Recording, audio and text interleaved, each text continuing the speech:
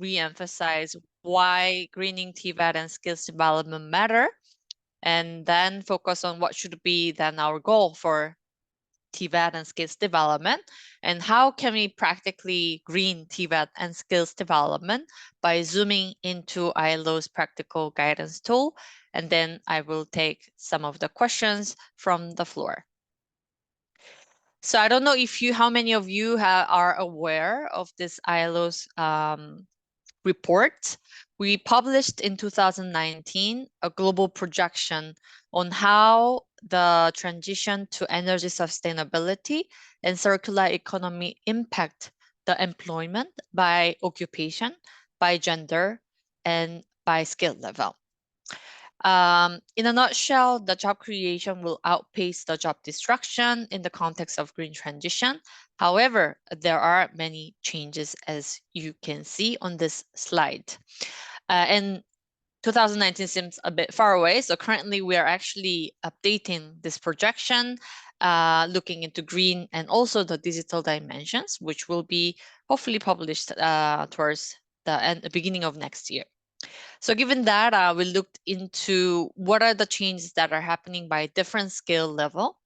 And as you can see, in the energy transition and circular economy scenario, all the occupations will change in one way or another. Maybe in the low-skilled occupations, the change might be minor.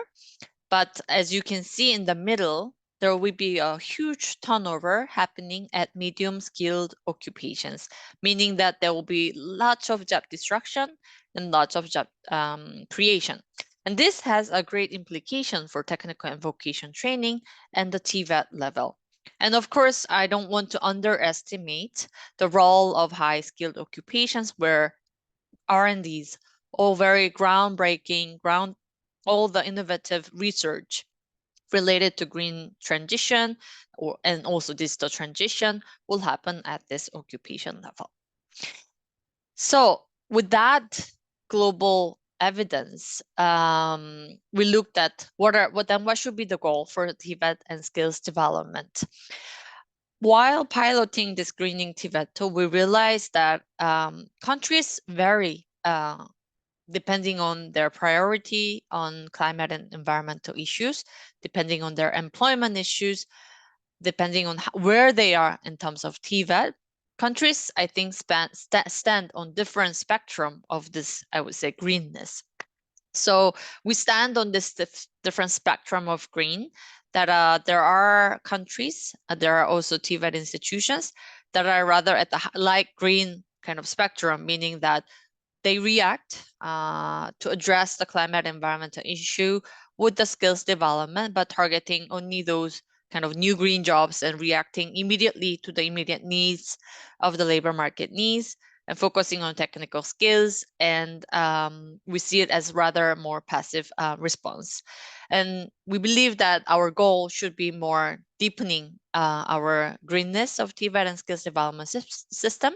So shifting to a more circular economy, targeting greening, not only those green jobs that we know, but also all the green jobs, because at the ILO, we see that all the jobs is greenable, and also looking at more wider socioeconomic goals and bringing this and looking at more green mindsets and behaviors so that it's not just targeted curriculum development, but rather looking more systematic change in TVET so that TVET is seen as a change of agent. And we looked at then what are the key elements for greening TVET and skills development. And as you may have heard from the previous sessions, skills needs assessment and skills anticipation is very important, that it has to be grounded for any greening TVET and skills development. And I totally agree with Dragan that sometimes we say that it should be demand-driven skills needs assessment, but sometimes it is true that some of the employers, depending on the sectors, their impulse on greening is very low, that they don't even know what the future would look like in terms of their sector. So it's a complex issue, but that aside, based on that skills needs assessment, that needs has to trickle down to adapting occupational and competency standard, depending on the country. I think they call it occupation standard or competency standard. And that also has to trickle down to the curriculum development, training, and assessment. And that's the core key element for greening TVET. And as I mentioned, we should look at it more at a broader, a systematic level, that we should not forget that the teachers and trainers should be well capacitated with the relevant skills, up-to-date knowledge, and also pedagogists. So professional development of teachers and trainers are also important element. Another important element is sensitizing enterprises, and this is aligned with on the move for the employers that in sectors such as renewable energy sector. Of course, it's the employers, the enterprise driving the green transition, but there are sectors such as agriculture sector where it's heavily affected as itself, but the employers and the workers itself in the sector are not very sensitized on the issues related to climate and environmental issues.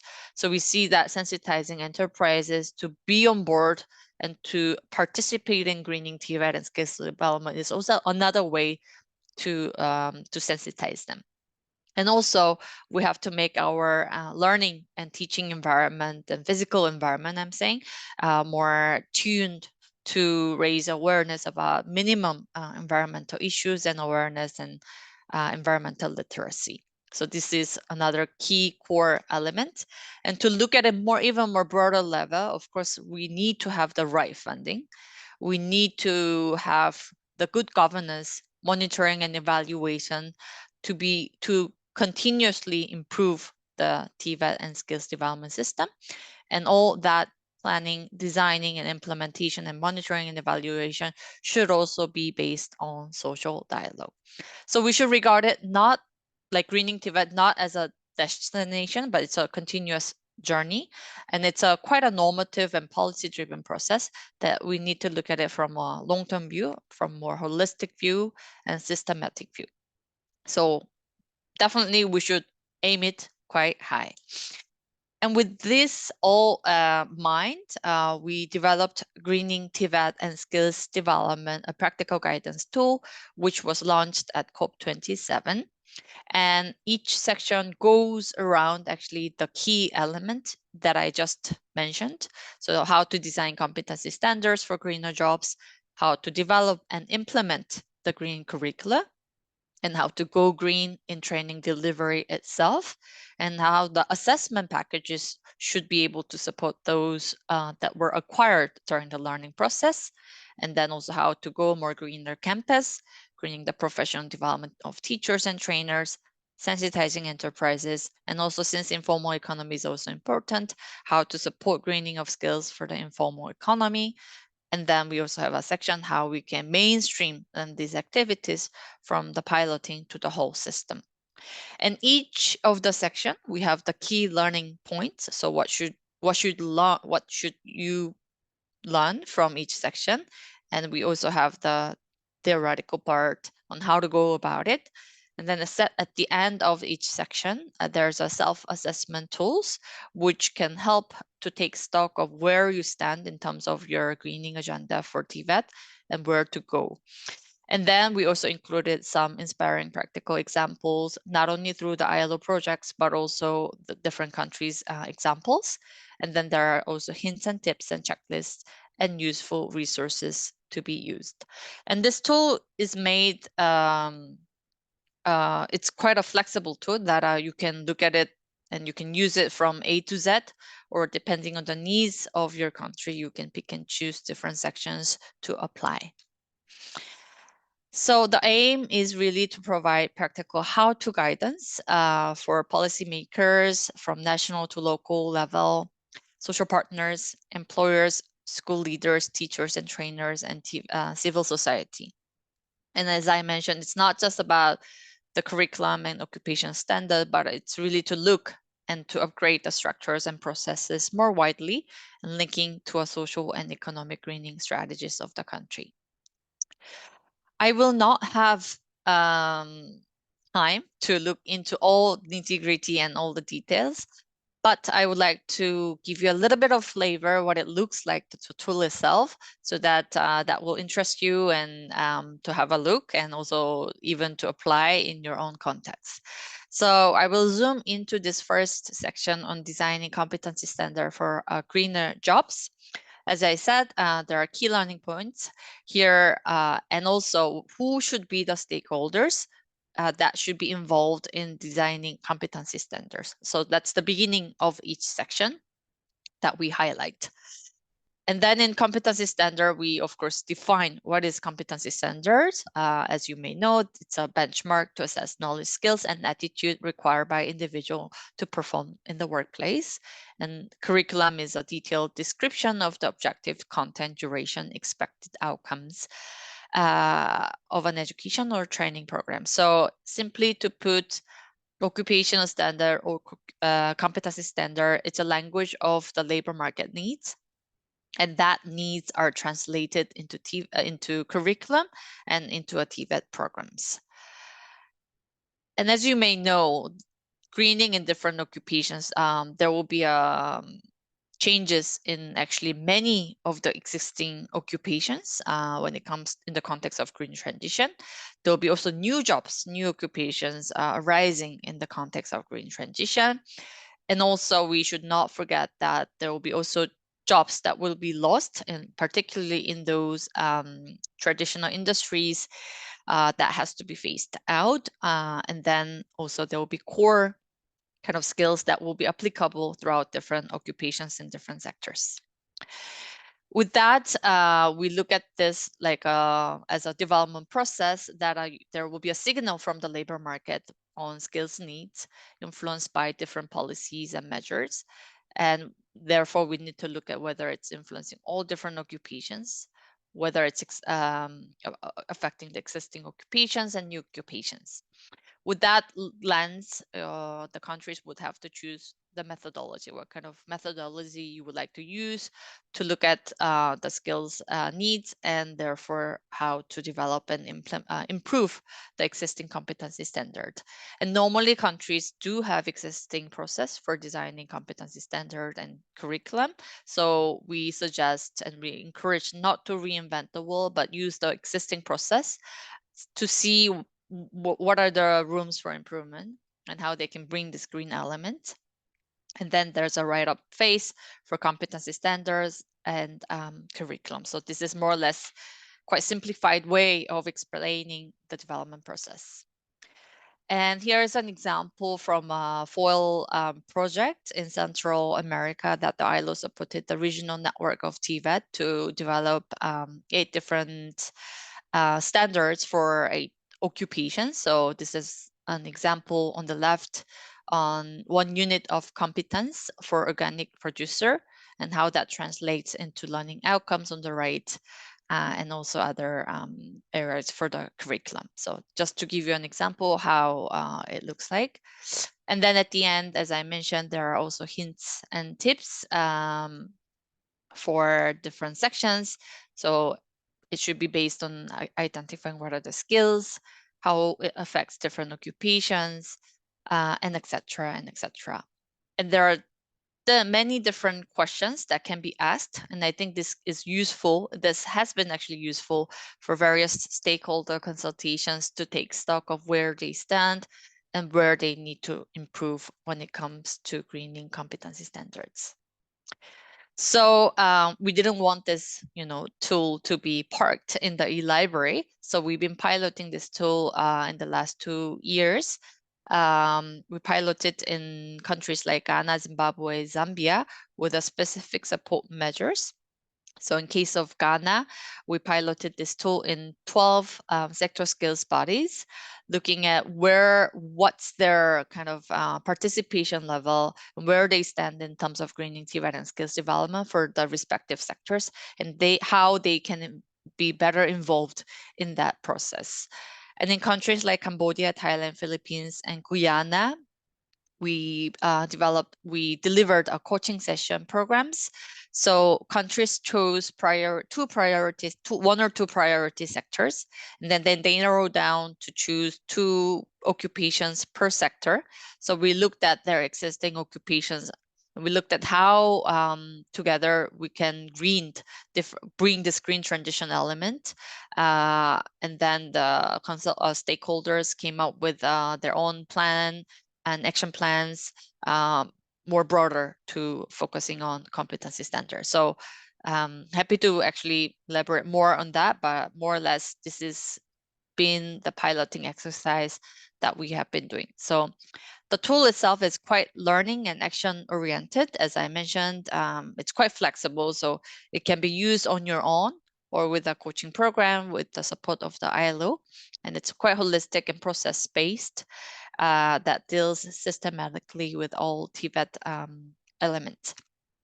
And this is just an example of our exercise that we did with the Philippines.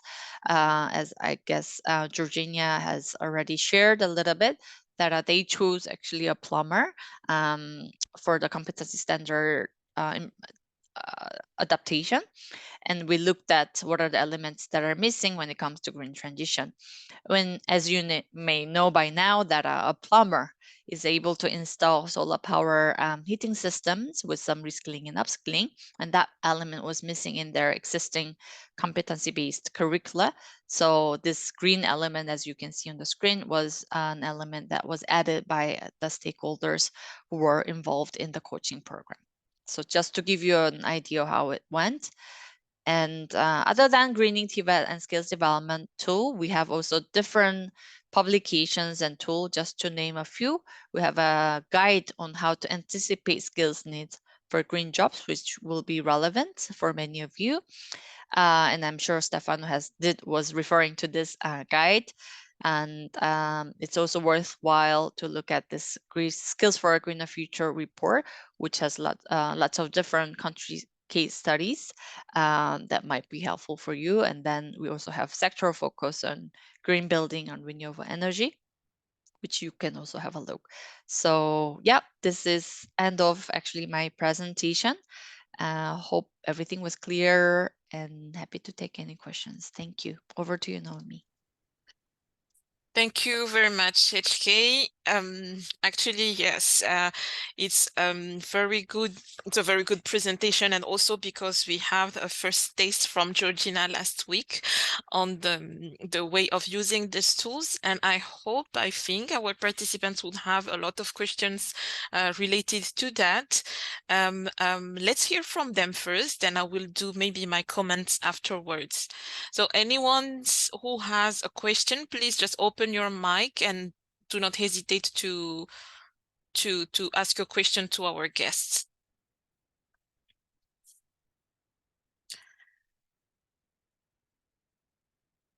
Maybe there is some parts of the tools that you would need more, where you would need more details.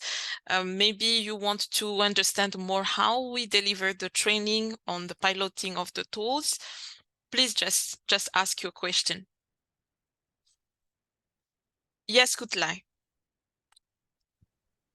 I just wanted to continue breaking the ice, and I don't feel comfortable asking detailed questions because I need to be working a bit more on that. But you said that there were some piloting studies carried out in 3 countries and then another 3. That was that consultation or support programs, something like that you mentioned about the tool. So the results of those programs, what worked well, what was noted to be improved, are they publicly available? And if so, please ignore, I mean, I'm sorry for my ignorance, but I don't know about that.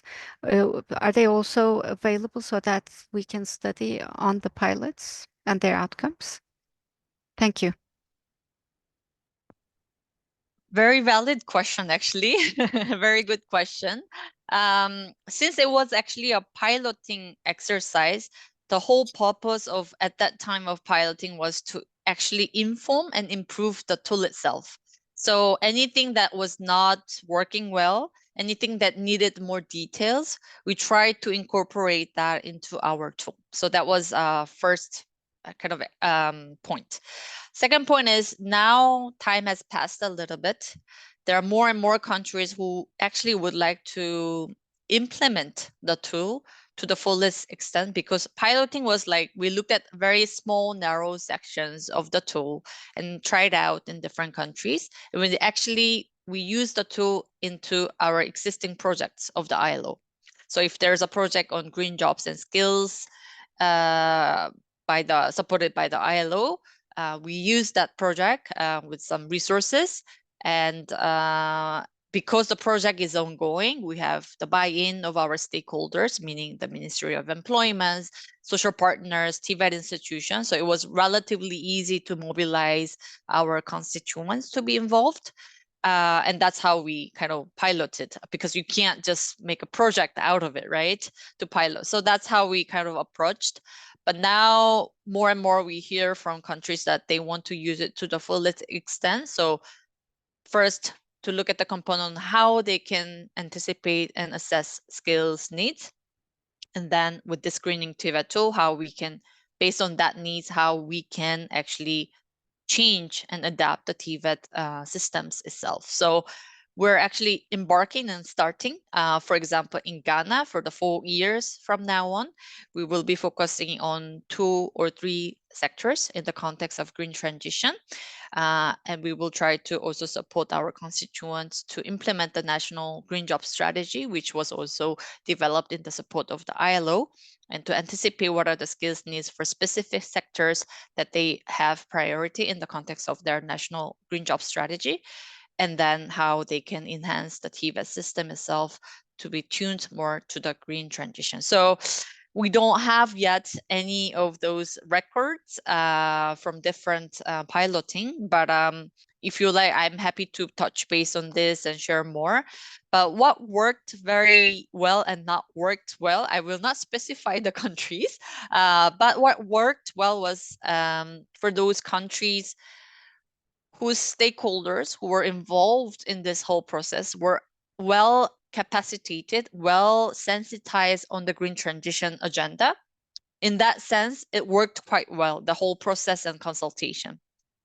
But in countries where it was not the case, that in some of the cases, even why skills matter for green transition and why green transition matter for our economy, why is it relevant for us, even that kind of awareness wasn't there, then that was difficult to go into greening TVET itself. So we had to kind of go back and capacitate our constituents on why it matters and why we are going on this journey, and therefore, step by step we want to into. So I would say that was the key. Like the stakeholders who are involved in this policy process should definitely have minimum understanding and good understanding of the issues.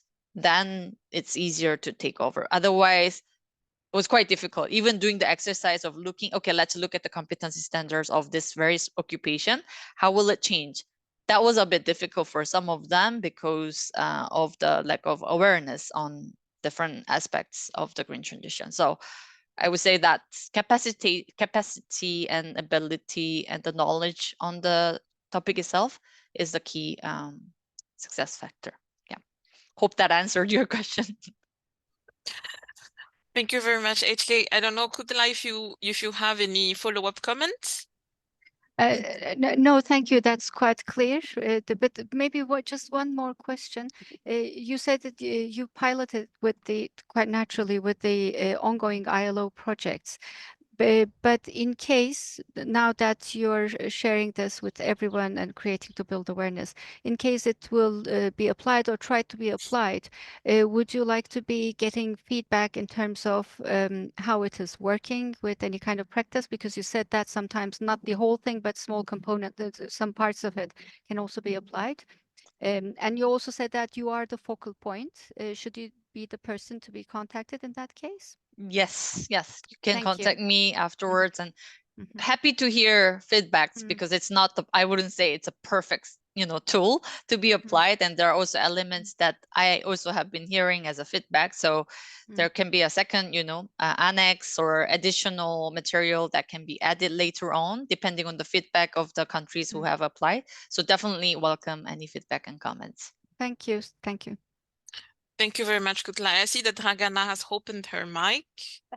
Please Yes, go ahead. I was just wondering, in case a country or government would be interested in requesting support from the ILO to engage in this kind of assessment and the greening of that in overall or in a particular sector, would this be possible only in the case that you actually again have active ILO projects in the country, or would you have some kind of budgets available for this kind of for these kind of requests that may be coming in? Realistically, ideally, it would be good if there's already a project or a country where we can potentially find resources from outside also, because as you may know, we need resources to pilot or implement the tool and try it out. So yeah, there are different options that we can try out, but yeah, without the right resources, not very easy to implement the tool itself. But yeah, happy to actually touch base with you if you have any ideas or if you have any suggestions to concretely to discuss how this tool can be more used and disseminated further. Yeah, happy to do that Thanks. bilaterally. Thanks a lot. Yeah. You will have HK's contact on the platform as well and on the presentation, if I'm not wrong. We have the focal point contacts here. You say that it's quite difficult, even if the awareness are not built yet among the stakeholders, it could be quite difficult to implement the tool. But for the awareness building also, are the traditional ILO constituents enough to really understand and express the right skills needs for a given occupation, or the involvement of experts on greening, or on how does it work? Because for some SMEs mainly, I'm not sure that they could really know exactly what kind of skills are needed here to get a specific product in this regard. Yeah, that's why when it comes to that issues, we need to look at different studies. So when it comes to, let's say, we take a country, one country, they want to go more deeper on XX sector. But they're not sure what are the skills needs for this sector. We usually have to look outwards. Who are the international players? Who is, what are they driving and what's changing? And that's why we bring on board some international expertise as well as the national expertise to look at what are the global trends and how does that reflect international context. And that's why when we don't have the data, when we don't have anything, we do a lot of foresight workshop, like to kind of bring the key stakeholders to think through, and to vision themselves and to discuss, how therefore this international trend, how would that affect the national sector and national economy, therefore the skills and jobs. So this is more or less how we would approach when we don't have the right people, right data, and right studies. So we will have to look a little bit more outwards and then see what's the trends and how we can reflect that in the national context. Yeah. Thank you very much. Maybe another question from our participants.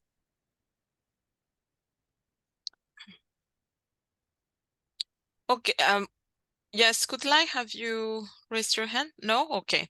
So maybe while we are waiting from our participants, I would like to ask you how is the greening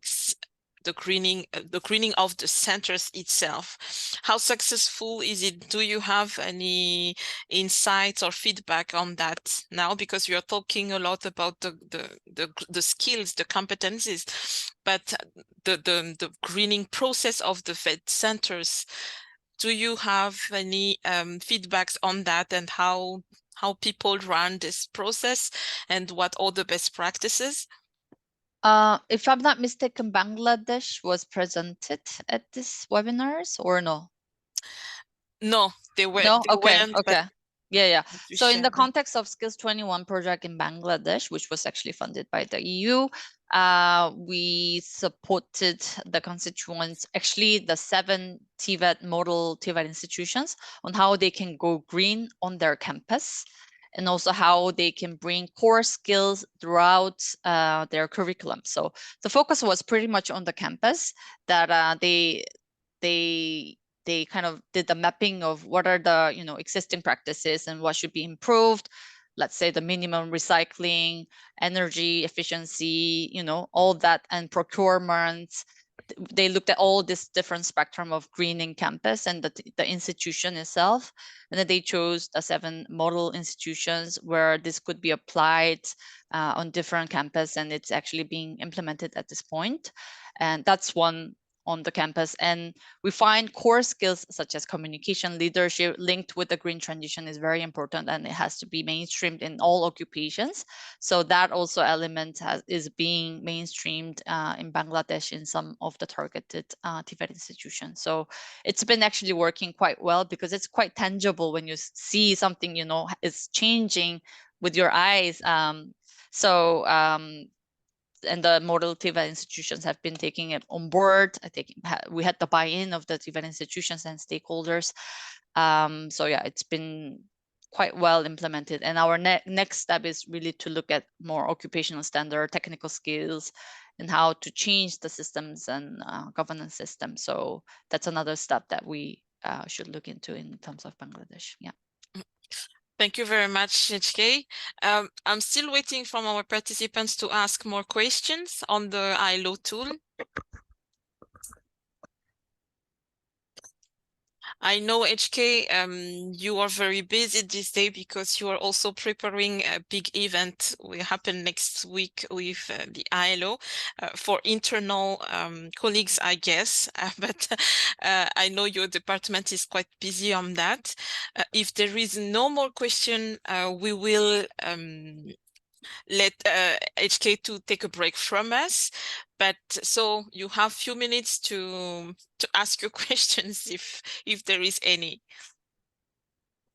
If not, it can happen that you don't have questions immediately. So don't hesitate to write me an email afterwards if you have a second thought, or if you need further elaboration. I'll be very much happy to discuss further and also share more details, because it's a quite big tool that I have oversimplified in itself. But yeah, happy to elaborate further. Thank you. Thank you very much, HK. I see Patricia has opened. Yes. Hi, Patricia. Would you like to ask some question to our guests? Yes, I would. Thank you for the presentation, HK. I just wanted to find out, sorry, I came in a little bit late, so I don't know whether this was covered, but I wanted to find out whether we can actually use this tool to apply to a subsector. For instance, I'm in the road subsector, and I'd like to know more about, can we take this tool and apply it for perhaps training our contractors, as SMEs in road construction. We sometimes train artisans at the certificate level.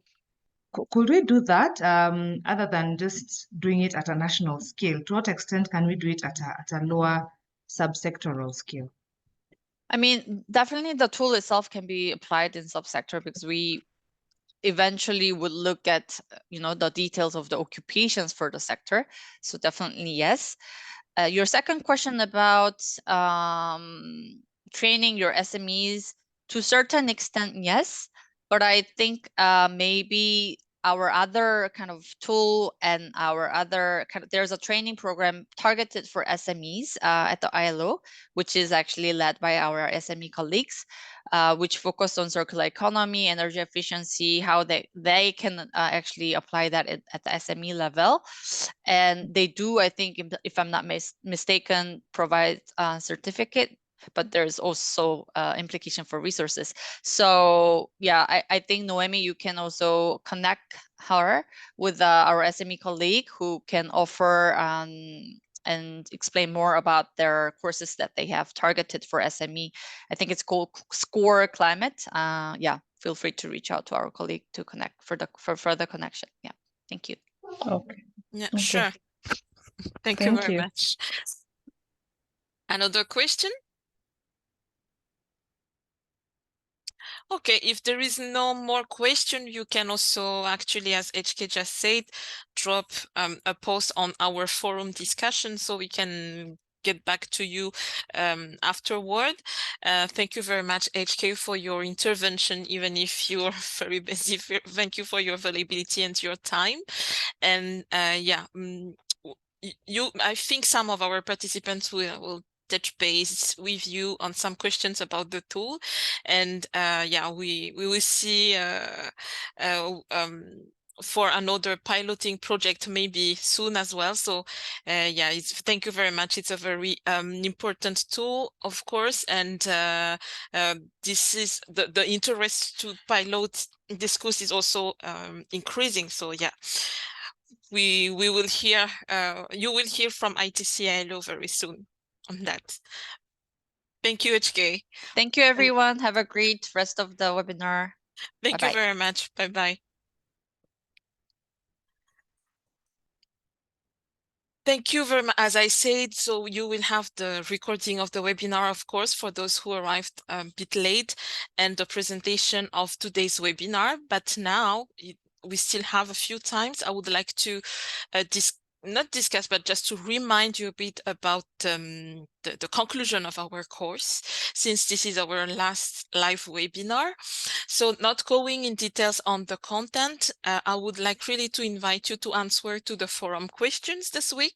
And also I would like to remind you that the certificate will be available once you completed the evaluation questionnaires. You will receive an email of reminder, of course, from my colleagues. And please do bear in mind that you have actually to complete at least 70% of all the activities on the platform to get the certificate. So you still have until next Sunday to do so, and the certificate will be available the week after. If you have any question about that, please, this is the time. But you also can reach us by email. Yeah, please. When you say next Sunday, is this now in 3 days' time or the other Sunday? Sunday 21st. So this upcoming Sunday. Okay. Sorry. Okay. Yeah. We will check individually, of course, and we'll see how can we facilitate your success, I mean, the progress on the course, so we can help you to get the certificate as well.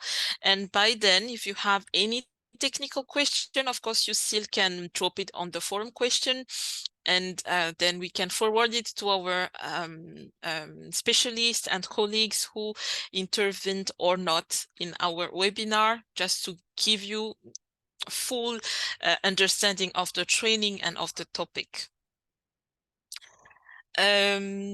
As I said, you will get an email from my colleagues there from my colleagues on the evaluation and the certification, and also for those who are a bit behind on the completion, we will send individual reminder for you as well. And then you do not hesitate to reach us bilaterally if you have any questions related to the conclusion of the course.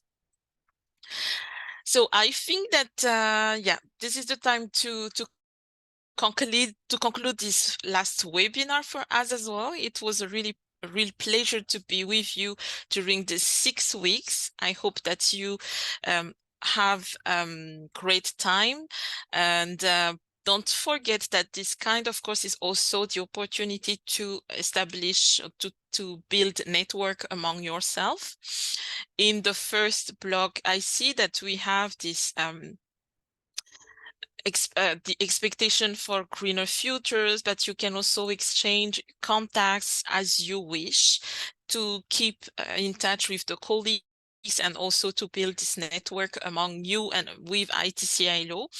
It will be a really pleasure for us to have a kind of community practice on this topic, community of practice on the special topic, and also to hear from you later on what works and what maybe doesn't, based on the training and the takeaways that you get from the training.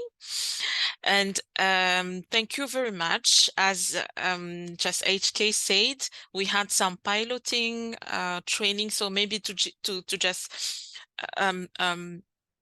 deep dive into this question of piloting. Concretely, it was an online, and for some countries it was blended format training. For others it was an online training, but these countries came up with their own curricula, and we help them step by step to identify the skills that they would need to green some sectors. So we worked a lot on building construction sectors for Guyana. With Philippines as well, it was construction sectors, plumbing, and I don't remember the third one, but it was a real practice on a real case. But to do so, actually, first of all the key actors who attended this training had to get like a prior approval at the policy level to change the curricula, because sometimes it could be difficult to work on this curricula and then go back asking for authorization to the authority. So some of the countries have involved the decision makers, in the course. So they collaboratively work on all the process, and then at the end of the training, they had their green curricula on the specific sectors and on some occupations. So this is how the pilot of the tool worked so far. Sometimes it happened also that once we finished the training, we helped the country to organize a national consultation.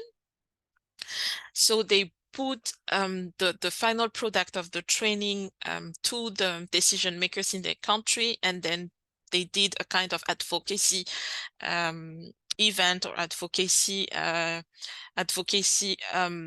to say that, initiatives to the policymaker to adopt the changes that had been processed during the training.